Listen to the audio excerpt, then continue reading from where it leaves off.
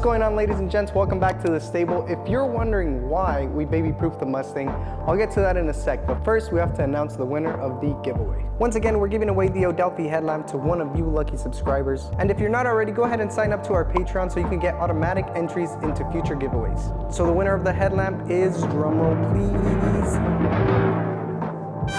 Congrats to the winner. Reach out to me on YouTube or Instagram so I can get this shipped out to you. Let's get back to work. So we baby-proofed the Mustang because my lady had an event here. This was by no means to protect the Mustang, but to protect the people from a tetanus shot. And this guy right here, he simply looked at me the wrong way. So this was his punishment. Also, we have a little side project behind the Mustang that I'll show you guys in a bit. In the last video, we ran into an issue that sent our workday into a halt. Oh, fuck. That issue being that I didn't have the correct size wheels in order to test the suspension that we had just installed. But today's a different story.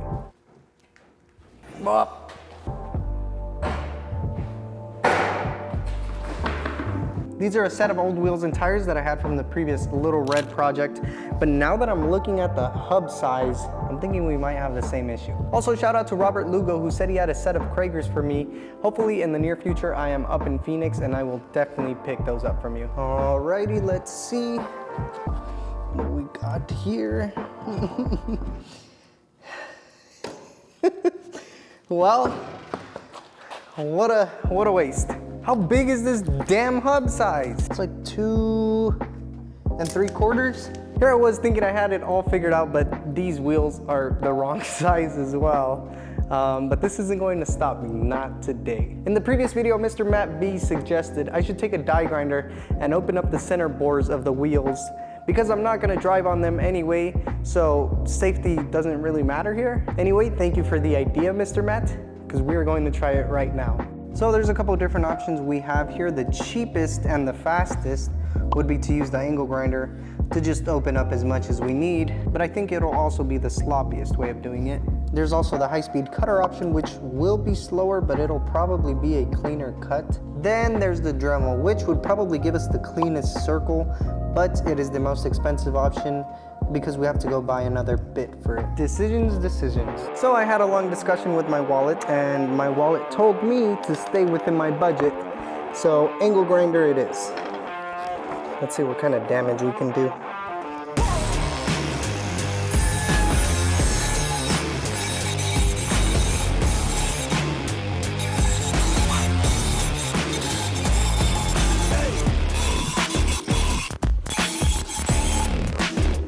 Well, the hole came out as ugly as I thought it would. Let's see if we could clean it up with a Dremel a bit.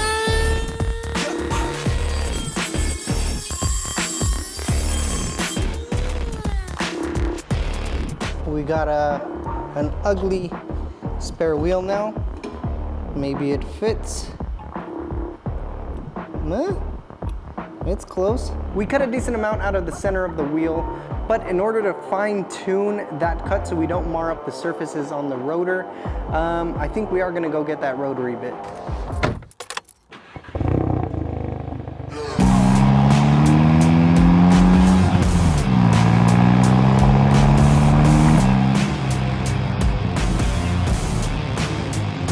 Back from the store now with our new little rotary bit. You can see it has some sharp teeth to it, so let's see how well it works.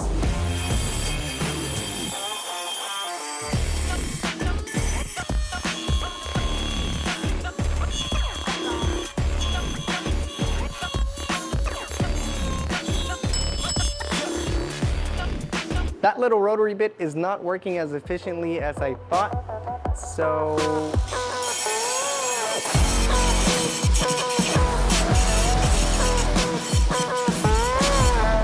well, that definitely did something.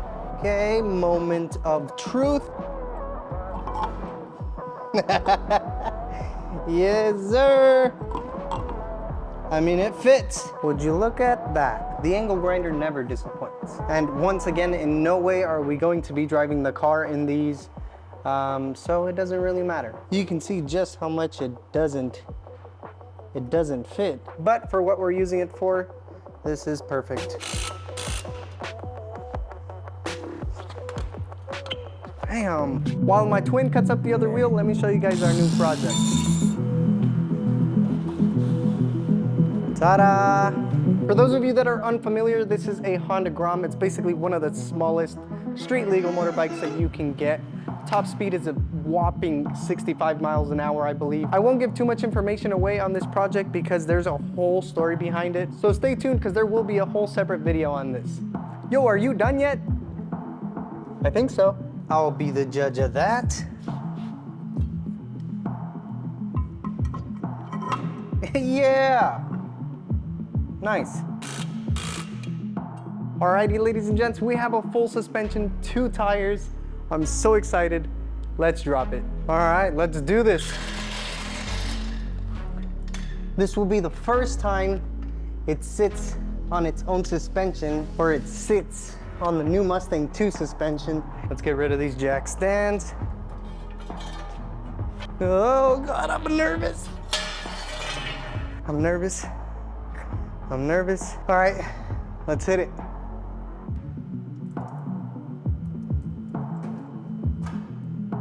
Yeah! Let's go!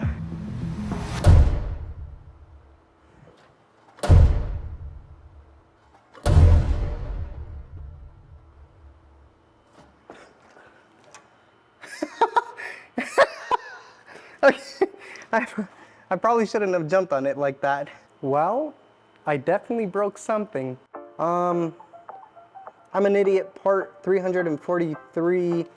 I jumped on it too hard and broke off the tack weld that was right there, lifted off the hat. Same thing on the other side. These tacks were not meant to hold my weight, but once again, I'm a dummy and I forgot. I'm so stupid, I let the excited part of me get the best of me, and I forgot that it was held on only by tacks. But remember in the last video when I said, the welds will fail and it'll fall? There's a possibility my welds will fail and everything will just slam to the ground. I'm just kidding, I hope not. Well, that almost happened. If I didn't jump on it, this would have been 100% successful. But that's not the way things go around here. Not to fear though, because it is an easy fix. All we have to do is remove the entire suspension and run a full weld, which we were going to do anyway. But before we do that, let's test the fender fitment, which is the whole reason we're doing this in the first place.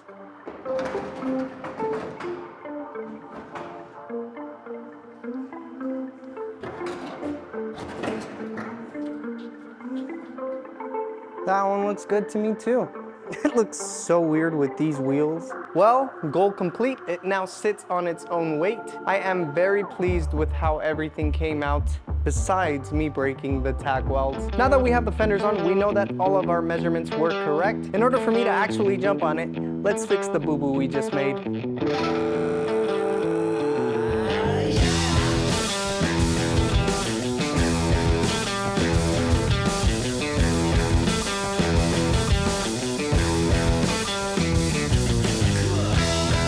Alrighty, as you can see, we have all the suspension components off the car. I decided to remove them as a unit just so it's easier to remove and install. I hope it's easier to install this way. But let's start welding.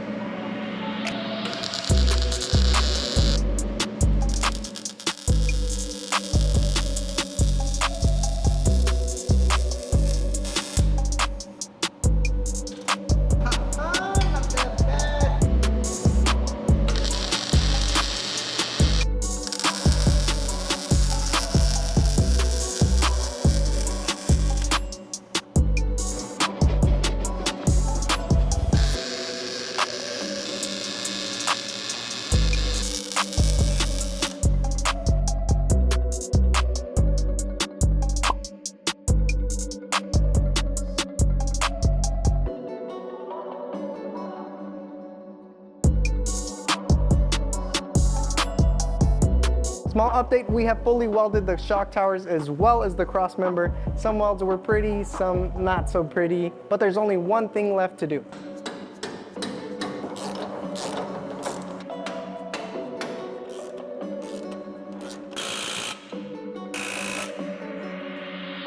let's drop it. Part 2.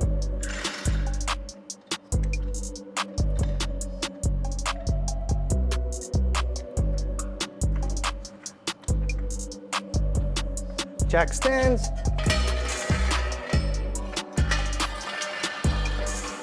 Should I just let it go and slam it?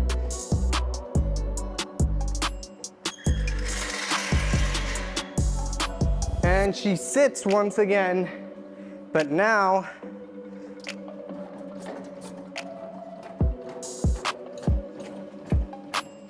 yeah! Hell yeah!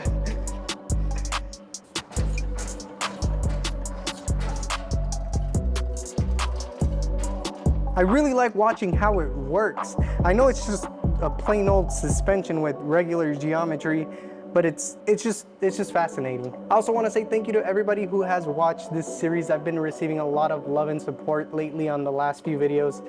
And from the bottom of my heart, thank you guys so much. Sometimes it is a huge pain in the ass to work on this car, but I enjoy every step of the way. This upgrade is going to make this Mustang drive like it's on rails. The Mustang 2 suspension install is now complete. Don't forget to like and subscribe. Thank you again for watching, and I will see you guys on the next one.